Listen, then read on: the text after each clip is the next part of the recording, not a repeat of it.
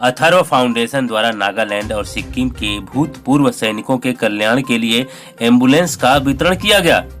जी हां, आपको बता दें कि भूतपूर्व सैनिकों के कल्याण के लिए निरंतर कार्य करने वाली संस्था अथर्व फाउंडेशन द्वारा भारत के पूर्वोत्तर राज्यों के पूर्व सैनिकों और शहीद सैनिकों के परिवारों के कल्याण के लिए एम्बुलेंस दान करने का सराहनीय पहल किया गया है। मुंबई के विट्टी इंटरनेशनल स्कूल बोरीवली में आयोजित इस कार्यक्रम में सुनील राणे, अथर्व फाउंडेशन के अध्यक्ष और बोरीवली के विधायक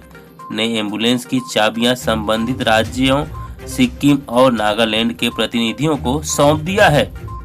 सुनील राणे के नेतृत्व में आयोजित इस कार्यक्रम में विभिन्न सशस्त्र बलों के वरिष्ठ अधिकारी व पूर्व सैनिक उपस्थित थे।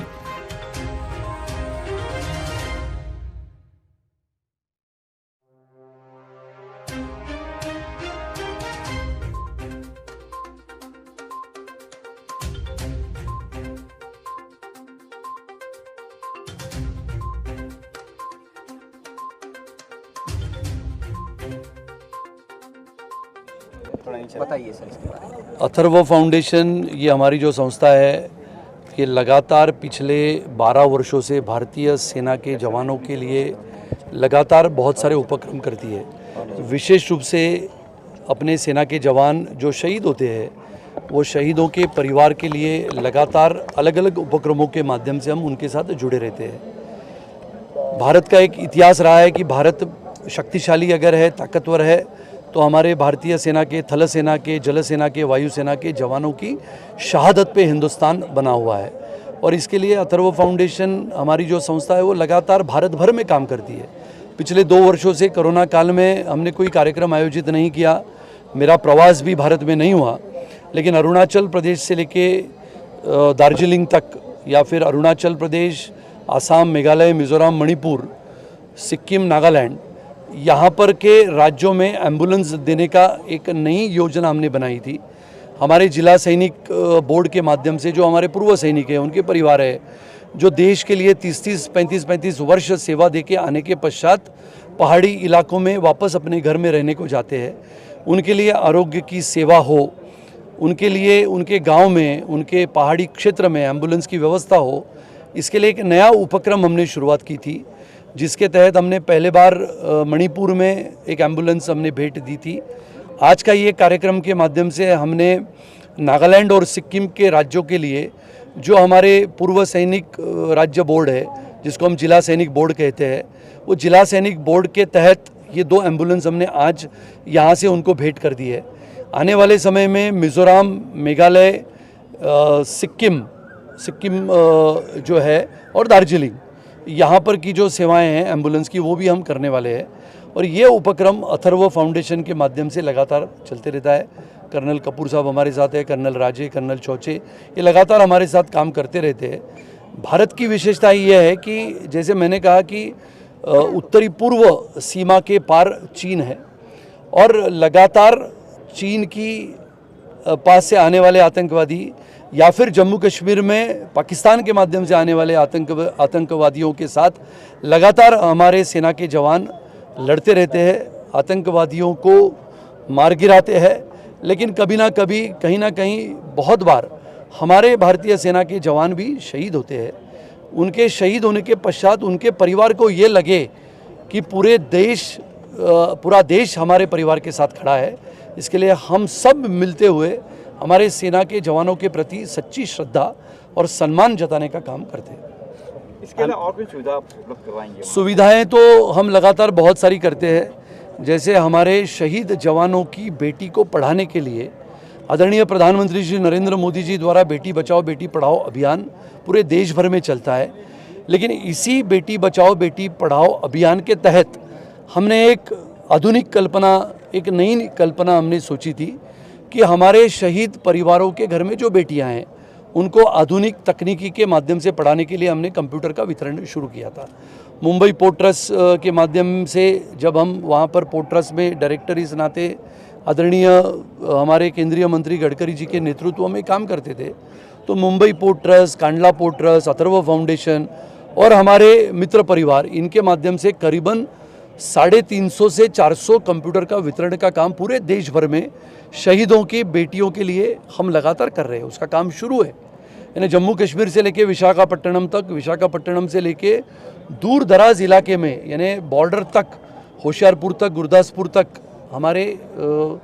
अथर्व फाउंडेशन के कार्यकर्ता इन बेटियों के पास पहुंचते हैं। उनको पढ़ाने के लिए आधुनिक तकनीकी के माध्यम से कंप्यूटर का वितरण करते हैं। आपकी तरफ से जो अच्छे कार्य किए जाते हैं, एम्बुलेंस भी दिए जाते हैं, लेकिन जब इन एम्बुलेंस को देने के बाद आपकी कितनी नज़र आगे भी बनी होती है कि जो सेवा है लोगों तक पहुंच रही है, उसकी कंडीशन क्या है, आगे भी आप इसका ध्यान होता है आपको? पहला तो ये ऐसा है कि ये कोई साधारण नागरिकों को हम नहीं देते हैं,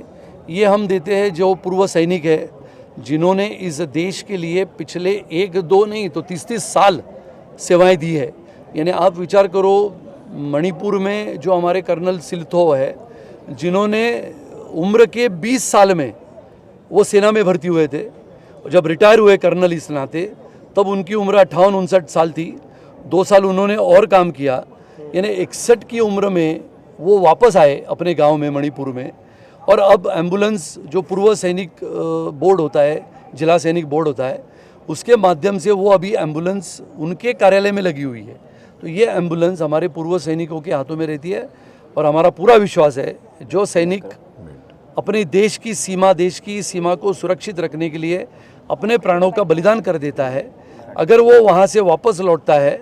तो देश की सेवा करने के बाद 30-35 साल किसको कहते हैं, 35 साल दूर दराज इलाकों में, पहाड़ी इलाकों में, बर्फीली चट्टानों में इस देश की सीमा को सुरक्षित रखने वाला अपना जवान जब वापस आता है तो सब नियमों का पालन करते हुए सभी नागरिकों को सोई सुविधा देने का प्रयास करते हैं। मैं Atharva foundation group of institutions के साथ हूँ तकरीबन 8 साल से, और जो हमारे सुनील राणे जी एक कर्म योगी हैं, ये इतना कर्म करते हैं फौजियों के लिए, और ये तो दूर दराज क्षेत्रों में जाकर जो मार्टियर्स हैं, जो शहीद हैं, उनके परिवारों से मिलते हैं और उनके जो शहीद हो चुके जवानों के बारे में पूरी जानकारी लेके, उनका वीडियो लेके फिर कार्यक्रम करते हम NSCI में, वर्ली में, जो 3-4 साल से कर रहे थे, पर अभी कोरोना की वजह से उसमें थोड़ा रुकावट आ गई। नहीं तो हर साल तकरीबन 20-25 हज़ार लोग आते हैं वर्ली में और ये विटनेस करते हैं कि हमारे जवानों ने कैसे अपनी शूरता के साथ देश को आज़ाद रखा है और दुश्मनों के साथ 2-2 हाथ किए हैं। और ये कहानियाँ पब्लिक तक पहुंचाने के लिए राणे जी इतना अच्छा कर्म कर रहे हैं कि हमें फौजियों को बहुत उत्साह मिलता है कि हमारे साथ भी पूरा देश है हमारे साथ। और जो फौजी बॉर्डर पे है, अभी मैं भी सिक्किम में रह चुका हूँ, जो सिक्किम में भेजा इन्होंने एम्बुलेंस, वहाँ मैं 22-24 हज़ार फुट पे था और टेम्परेचर था -20 और कोई ऑक्सीजन बहुत कम होता है। तो वहाँ 3-4 स्टेज ऑफ एक्लिमेटाइजेशन होती है, पहले 6000 फुट, 12000, 18000, फिर हम लोग चाइनीज़ बॉर्डर पे इंडक्ट होते हैं। तो ये hostile terrain, hostile enemy, hostile environment, ये सब पार करते हुए हम अपने देश के सेवा के लिए हमेशा हम तैयार रहते हैं, ताकि कोई दुश्मनों की खोटी नज़र हमारे देश के ऊपर ना पड़े। वहाँ पर एम्बुलेंस नहीं होने से पहले कितनी तकलीफें थी और अब जब एम्बुलेंस मिल रहा है तो क्या सुविधाएं होगी, वो बता दीजिए। पहले एम्बुलेंस नहीं थी तो एक्चुअली पहाड़ों में ना वो एक होता है पल्मनरी ओडीमा, तो वहाँ जब ऑक्सीजन कम होता है तो अगर एकदम एक्लिमेटाइजेशन के बिना हम जाते हैं या फिर टेम्परेचर एकदम वेरिएशन होता है 30-35 डिग्री का, स्लीपिंग बैग के अंदर से निकलते हैं तो बाहर तकरीबन 30-35 डिग्री का वेरिएशन होता है, तो उसमें पल्मनरी ओडीमा होने का, वाटर इन द लंग्स होने का बहुत चांसेस रहते हैं। तो वहाँ कोई सुविधा नहीं है और उसमें इमीडिएट आपको नियरेस्ट हॉस्पिटल या नियरेस्ट जो है सुविधा, मेडिकल सुविधा, वहाँ पहुँचना बहुत ज़रूरी होता है। तो उसके लिए ऐसे दूर दराज के क्षेत्रों में कोई एम्बुलेंस नहीं होती, कोई चीज़ नहीं होती। और इस एम्बुलेंस के पहुँचने के बाद जो वेटरन्स भी वहाँ सपोर्ट करते हैं या वहाँ रहते हैं, उनके लिए बहुत फ़ायदा होगा। और राणे जी ने इतनी दूर तक सोचा है उनके बारे में, इसके लिए मैं इनके बहुत आभारी हूँ और मैं इनके साथ ही हूँ और इनके साथ ही रहेंगे हम उनके देश सेवा करने के लिए। Thank you.